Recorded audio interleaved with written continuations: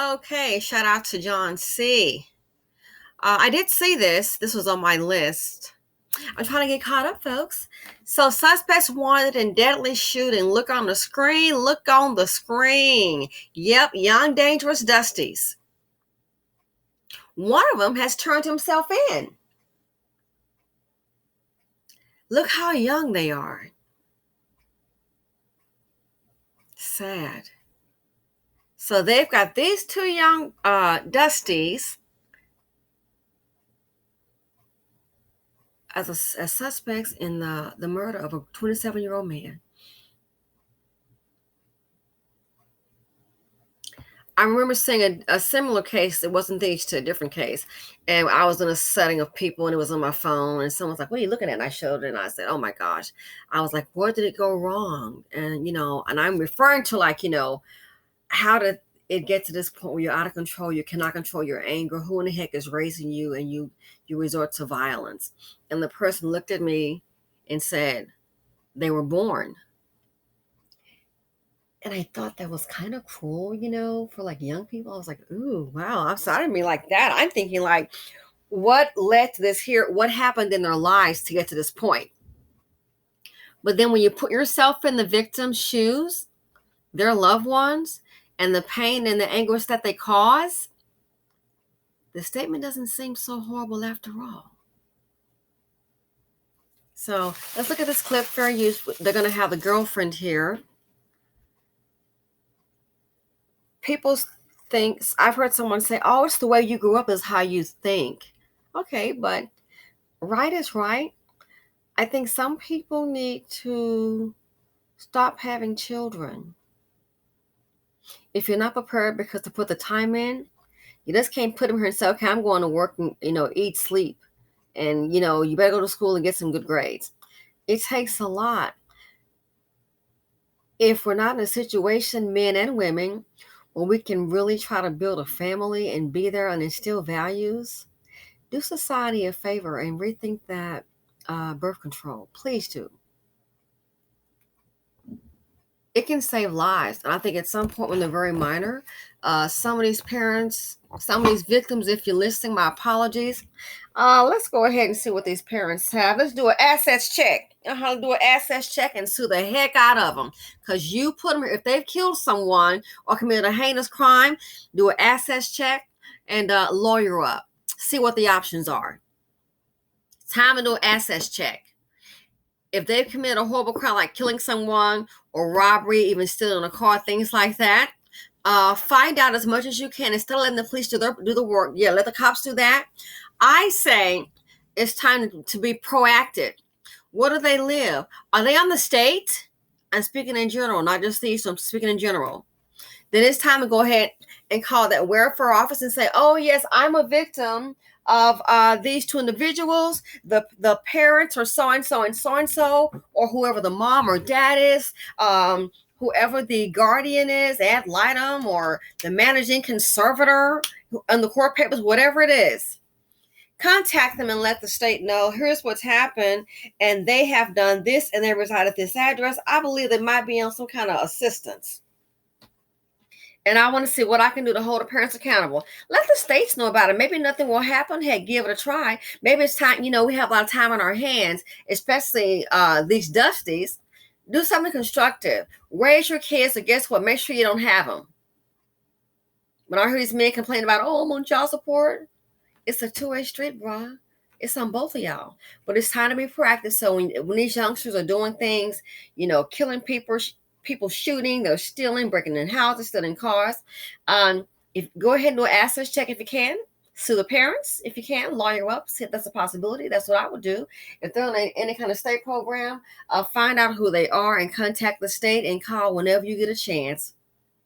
Because we don't need to be supporting this with our tax dollars. We support enough ignorance, but the crime in the community, it has got to stop. We can't just say that's how it is in the hood. So check it out. Fair use. Search is on for the suspects accused of shooting and killing this man in Alpharetta. This is Victor Lazo. These are the people police say pulled the trigger. This is 20-year-old Zion Hayward on the left and 18-year-old Jacob Allen Jones on the right. Chopper 46 was there as Alpharetta and Forsyth County SWAT teams worked together to look for the suspects in the same complex where the shooting took place. Police are now asking for your help to find the two suspects. CBS 46's Mary Smith is live in Alpharetta for us tonight. Mary, the shooting, it happened after some kind of argument. Is that the case? Yeah, that's what we're hearing from witnesses here on scene earlier today. Now, an investigator with the department says that both suspects and the victim, all three of them, live here at this complex. It's the Manchester at Mansell Apartments. Again, witnesses say they heard gunfire around 10:30 last night following some sort of argument. Armed officers in armored vehicles rolled into an Alpharetta apartment complex Friday morning. It's supposed to be a safe community, and, it makes you want to move. It's the place of an overnight crime scene. A man killed outside of his home in a normally quiet neighborhood. You never would think like it happened so close to home, but I don't feel safe. Police named the victim as 27-year-old Victor Lazo. I don't really understand why. Akira Phelps says he was her boyfriend. At the end of the day, he made me laugh. He made me happy. Even when I didn't want to be happy, just seeing him brighten up my day. She says she even heard his last moments following some sort of argument. As they were shooting, I was in the middle of walking away. So I heard the gunshots. I just didn't know who got shot. It sucks. Sorry. These are the two men police say they're looking for, Zion Hayward and Jacob Allen Jones. Chopper 46 captured SWAT swarming several buildings Friday morning, searching for the two men who they were not able to find. Detectives were able to identify that the two actors also live in this complex, which led us to what you guys just recently saw, with SWAT hitting the two addresses simultaneously. And investigators asked if any information on the whereabouts of either suspect that you give them a call. Now, here is the latest update I was able to find. One of them has turned himself in. It says, 18-year-old turns himself into police after deadly Alpharetta shooting, another assault. So hopefully by now they've gotten the other one as well. Fair use, Alpharetta, Georgia, CBS 46. The teen turned himself into police on Monday after a fatal shooting in Alpharetta last week. However, authorities are still searching for a second suspect. On Thursday, August 19th, Alpharetta police responded to the Manchester at Mansell apartment complex after reports of a shooting in the area. Upon arrival, police found the victim dead on the scene with multiple gunshot wounds. Not one, ladies and gentlemen. Multiple gunshot wounds. After further investigation, it was determined that an argument had ensued between several individuals, resulting in shots being fired. Surveillance footage captured two men running from the scene after the shooting, investigators reported. Authorities identified the two to be 18-year-old Zion Hayward and 20-year-old Jacob Allen Jones. Wow, to me, they look a lot younger. In addition to the murder warrants, both individuals have active Alpharetta warrants for aggravated assault and armed robbery that occurred on July 9, 2021, according to police. After nearly a week following the incident, Hayward was taken into custody by the Alpharetta Police Department. As for Allen Jones, officials say they do not have any information in regards to Jacob Allen Jones or his whereabouts. Anyone with information on the whereabouts of Allen Jones is asked to contact Detective Braithwaite at area code 678-297-6338. That is area code 678-297-6338. Or you can email here, Braithwaite@alpharetta.ga.us. The case number is 2108-0343. 18 and 20 years old. I hope they catch them and charge them as adults. So robbery, now we have a difference of opinion. Pull out your gun and shoot. Who in the hell raised this?